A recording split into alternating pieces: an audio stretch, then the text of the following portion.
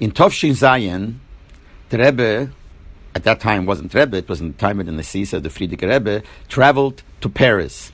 The reason was because his mother came out of Russia, escaped Russia together with a lot of Anash, and the Rebbe went there to bring her back with him to America, to live in America. Anash, a lot of Anash, who were at that time in the DP camps in Germany, in Poking, sent a few Chassidim to meet with the Rebbe. One of them was Reb Dovid Bravman.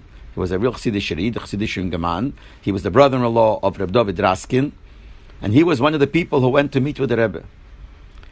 This Reb Dovid Bravman was a very close friend of my father, Olav Hasholem. And actually, my father told him to ask the Rebbe a certain question that he had at that time. And when he came back, he told him the answer that the Rebbe gave.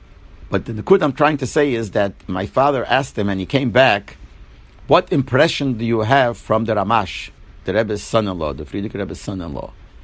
And he answered in one word. Is a Rebbsker. What we could see is that he is a Yid, which in the category of a Rebbe. In other words, he wasn't the Rebbe at that time.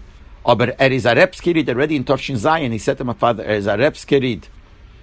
That's the impression that he got from the Ramash. And the Rebbe actually at that time spoke to him about printing Sforim, because in Germany at that time it was cheaper to print Sforim, and the Rebbe was in charge of printing Sforim, and Kos wanted they should print Sforim in Germany, so he spoke to him a lot about it, and he actually appointed him to be the one in charge. And there are a lot of letters from the Rebbe to him from that time about Sforim, back and forth, things that he's supposed to do, etc., etc. But the main point I'm trying to make is that he told my father, this is the impression that he got of the Rebbe at that time. It is a Rebbsker.